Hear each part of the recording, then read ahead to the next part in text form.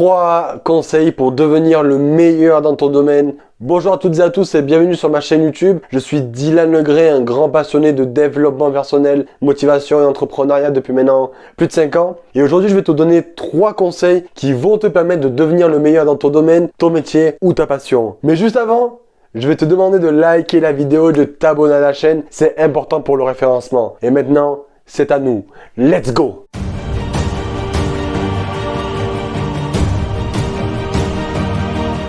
Le premier conseil consiste à rester ou à échanger le plus possible avec des personnes plus âgées que toi, entre 5 à 10 ans. Pourquoi ? Car ces personnes sont passées par là où tu es actuellement et elles peuvent avoir des regrets sur des choses qu'elles n'ont pas fait ou qu'elles auraient peut-être fait différemment. Et bonne nouvelle, tu es exactement dans cet âge-là. Tu peux donc anticiper et éviter les regrets. J'aime bien dire qu'une discussion de 5 minutes peut te faire gagner 10 ans, voire même des milliers d'euros. Par exemple, j'aime bien discuter avec ces personnes-là de comment elles géraient leur argent ou leur premier salaire. Et beaucoup regrettent de ne pas avoir mis plus de côté quand elles étaient plus jeunes, au lieu de les dépenser bêtement dans des choses futiles telles que le dernier iPhone, des vêtements. Et à contrario, des personnes ont eu l'intelligence de mettre de côté quand elles étaient plus jeunes, ce qui leur a permis aujourd'hui d'acheter une voiture cash ou d'avoir un apport pour leur maison. Leur expérience, positive ou négative, te permettent de gagner énormément de temps et elles valent de l'or. Et pour toi, c'est gratuit. Le deuxième conseil consiste à s'entourer de personnes meilleures que soi dans son domaine ou dans le domaine qu'on souhaite améliorer. Par exemple, penses-tu que Jeff Bezos est le meilleur en fiscalité, en codage de site internet ou en marketing?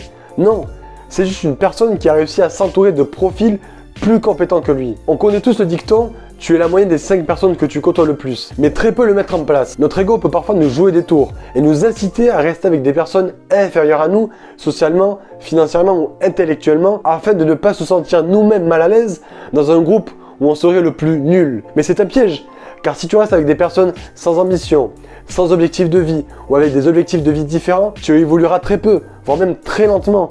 Des fois, il faut savoir mettre son ego de côté. Par exemple, si tu veux devenir plus charismatique, tu as juste à dresser la liste des personnes que tu connais qui sont charismatiques, d'aller discuter avec elles, d'essayer de comprendre comment elles pensent, comment elles agissent, comment elles font pour avoir ce niveau de confiance en elles et d'influence, et tout simplement d'appliquer ces conseils à toi-même.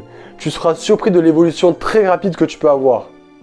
Le troisième conseil est plus ou moins lié avec le second. Il consiste à se former. Et je vais donner un exemple. Si tu es chez toi et que tu veux te rendre à un endroit où tu n'es jamais allé, qui se situe à 3 ou 4 heures de ton domicile, quel va être ton premier réflexe? C'est de prendre le GPS afin d'avoir l'itinéraire exact et de perdre le moins de temps et le moins d'argent. Se former, c'est exactement le même principe. On sous-estime beaucoup la puissance que peut avoir un livre ou une dizaine d'euros pour un livre, mais ça peut littéralement changer ton mindset ou ta personne. Se former, c'est la base, c'est reculer pour mieux sauter. Des personnes sont passées par là où tu veux passer, où tu vas passer. Ces personnes ont fait des erreurs.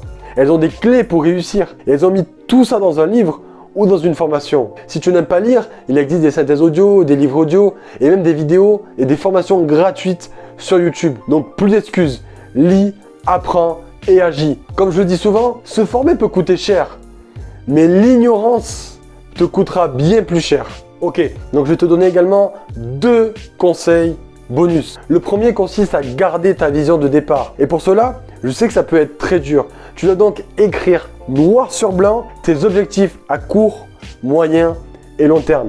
C'est très important en fait de ne jamais dévier de ta vision de départ. Tu dois également t'entourer de personnes bienveillantes et qui croiront sincèrement en toi. Le deuxième consiste à effectuer des petites actions du quotidien qui semblent comme ça insignifiantes mais qui peuvent avoir énormément d'impact sur le long terme. Ça peut être lire une page ou deux d'un livre, te former pendant 20 minutes sur ton projet ou tout simplement boire de l'eau à la place du soda. Ces petites actions sont ultra déterminantes. Comme un bateau en mer, si le capitaine dévie d'1 ou 2 degrés, on ne verra pas la différence au début. Mais sur le long terme, ça le mènera à une destination complètement différente.